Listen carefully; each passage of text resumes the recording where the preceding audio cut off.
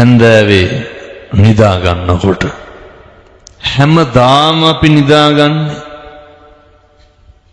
උදේට මොකක් හරි ඔළුවේ තියාගෙන නෙමෙයිද? හරි පීඩණයෙන් මිනිස්සු ගෙවල් වල ඉන්නේ.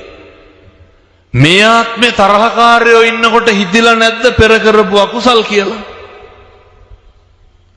මේ ආත්මේ වෛරක්කාරයෝ ඉන්නකොට හිතිලා නැද්ද මම මේ පෙර කරපු පව් කියලා?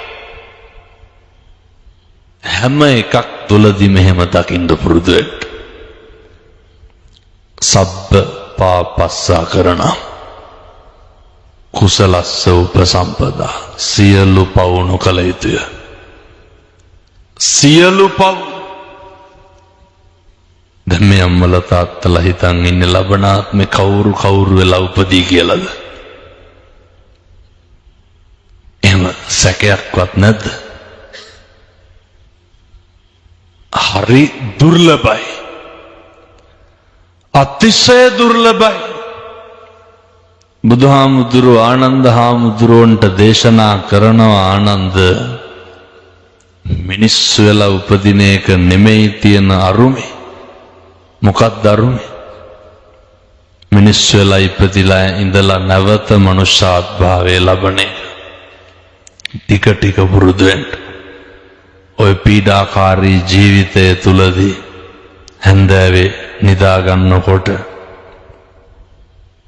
බැරි වේද විනාඩි 5ක් විතර මුළු ලෝකෙටම මෛත්‍රී කරන්න. විනාඩි 5ක් මම කියනවට කරන්නකෝ. මුළු ලෝකෙටම. දැන් ඔය ඇත්තන්ගේ දැනටත් හිතවල ඉන්නව නේද? ඔවුන්ගේ මල ගෙදරකටවත් යන්නේ නැහැ කියලා හිතාගෙන නැද්ද? ඕන තරම් ඇති. පැත්තවත් බලන්නේ නැහැ කියලා. ඔය කියනෝ නේද ඔවුන්ට ඔහොම වෙලා මදි කියලා. අපූර්වට කියනවනේ ඔවුන් විඳවන්න ඕන කියලා. කටට ආපු පළියට කියවන්න එහෙම නැහැ කියේවා. ඔව් අන්තිමේ විඳවන්න වුණා. අර කියපු අපිද විඳවන්න ඕන ඒවට හේතු වෙච්ච මිනිස්සුද විඳවන්න ඕන? කියපු අපි විඳවන්න එපා. ඒ නිසා පින්වත්නි හෙට ඉඳන් මම මේ තරුණ දූ දරුවන්ට කියන්නේ සංසාරේ මට කවදාවත් වෛරක්කාරයෝ හම්බෙන්න එපා කියලා ප්‍රාර්ථනා කරන්න. අද ඉඳන් පතන්නකෝ. මේක ටික ටික හරි ඉවර කරගන්න එපා. මේක වැඩි කරගන්න ඕන අඩු කරගන්න ඕන. මේක ගෙවා ගන්න ඕන. අපි මොකද කරන්නේ? කනවා කියාගත්ත වෙලේ ඉන්නේ හැම වෙලේම. බත්මාළු පිණි නෙමෙයි. තරහකාරය. මරියම් කියලා කියාගත්ත ගමන්මනේ.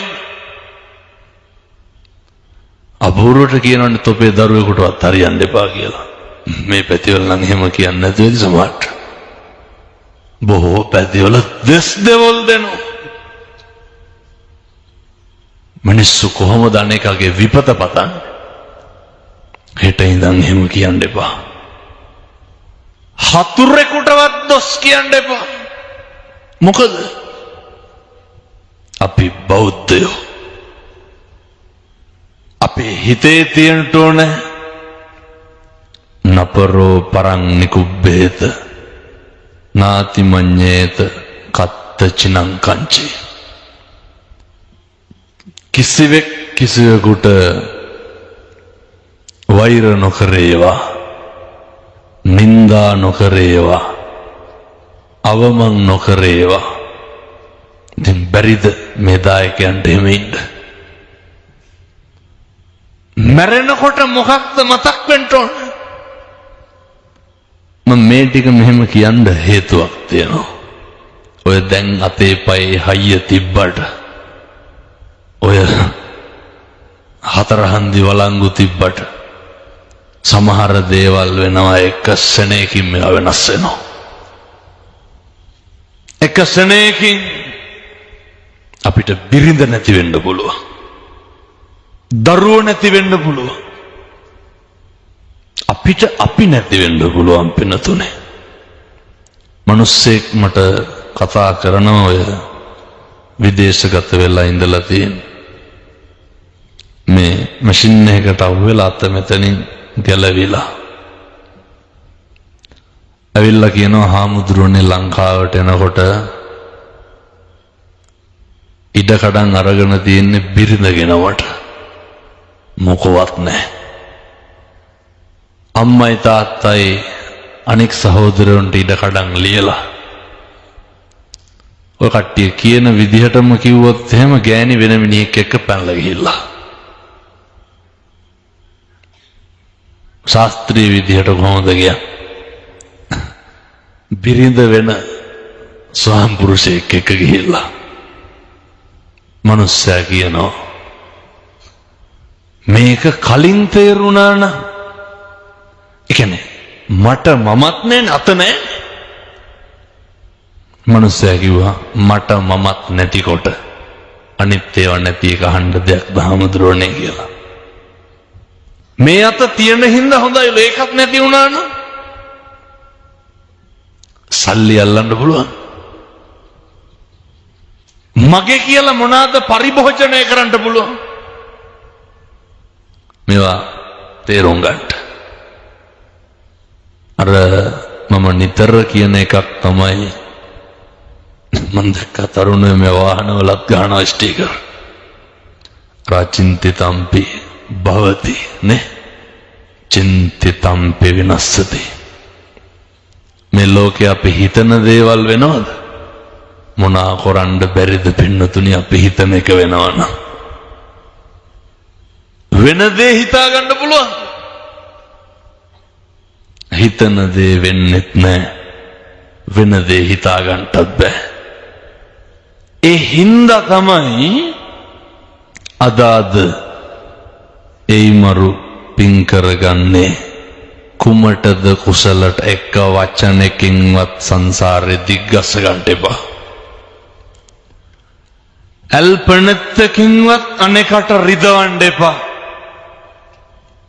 අනේක පීඩාවට ලක් කරන්න එපා. වැරදි 1000ක් ඇති. අපි කවුද වෙන්න ඕන? අපි නිවැරදිකාරයෝ වෙන්න ඕන. මම දැන් වඩිනවා හෙට අනිද්දා මාතර බන්ධනාගාරයට. ඒ සියලු දෙනාගෙන් ඇහුවොත් එහෙම එතන කිසි කෙනෙක් නැහැ අපි හින්දා මිනිහ මරපු. එතන කිසි කෙනෙක් නැහැ අපි හින්දා එන කොටාගත්තු. මිනිස්සු හැම වෙලේම කුලප්පු වෙන්නේ අනුන්ගේ දේවල් වලට. කුණුහරප කියලා බණින එක කාගේ වැඩක්ද? කියමු බලන්න. අපේ වැඩක්ද අනුන්ගේ වැඩක්ද? එක අනුන්ගේ වැඩක්. මේක නිවටකම නෙමෙයි. ජීවිතේ ඉවසන්න පුරුදු වෙන්න. හේතුව දවසක් එනවා දැන් මේ අම්මලා තාත්තලා කැමතිද ඔය ඉඳගෙන ඉන්න තැන්වල කෙල ගහන්න කැමතිද? කැමති නෑ. දැකලා තියෙනවද අර ඇඳ ගාව බකට් එකක් තියාගෙන කාරලා කෙල ගහනවා. ඕක අපිට වෙන්නේ නැද්ද? ඔකට වයසක් තියෙනවා. යමු බලන්න මහරගම පිළිකාරෝහල පැත්තේ. හොඳ සල්ලිකාර දරුවෝ ඉන්නවා. හොඳ සල්ලිකාර මිනිස්සු ඉන්නවා. පෞගිය දවස්වල මහත්තයෙක් එනවා කොළඹ. කම්පැනි එක අයිතිකාරයෙක්. කැන්සර් එකක් හැදිලා. සල්ලි වලින් මොකක් හරි කරන්න පුළුවන් නම් ඕන එකක් කොට්ටුයි. කිසි දෙයක් කරන්න බෑ. කිසි දෙයක් කරන්න බෑ. මිනිස්සු මල මුත්‍රා වලට කොච්චර පිළිකුල් කරනවද? ඒක හරිය අපිරියයි. ඔය මම අර කිව්ව අවුරුදු 28ක් 30ක් විතර ඇති කොල්ලට හොඳ දේහධාරී ලස්සන තරුණේ දැකලා තියෙනවද ඇක්සිඩන්ට් වෙලා මොලකටු කැඩිලා ගිහිල්ලා බට ගහලා ඉන්නවා කවුද දන්නේ අපිට මොකක් වෙයිද කියලා ඉන්නකොට අර එකපාරම ගුදමාර්ගි පිළිකාවක් ඇවිල්ලා මම යනකොට අර බඩට බටයක් දාලා අර පැකට් එකක් එල්ලලා තියෙනවනේ මල පහයන්ට ඒ පැකට් එක එල්ලගෙන පිගානතේ තියාගෙන බත් කනවා කියමු බලන්න පිරිමහන්න තියෙන වෛරය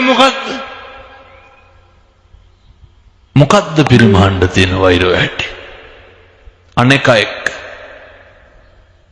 බැනගෙන අඬ දබර වෙලා කුණුහරුප කියලා තාතෝ කියලා මොකක්ද බේරගන්න තියෙන එදිරිවාදිකම දුක් විඳලා මැරෙන්න බලාගෙන ඉන්න අපි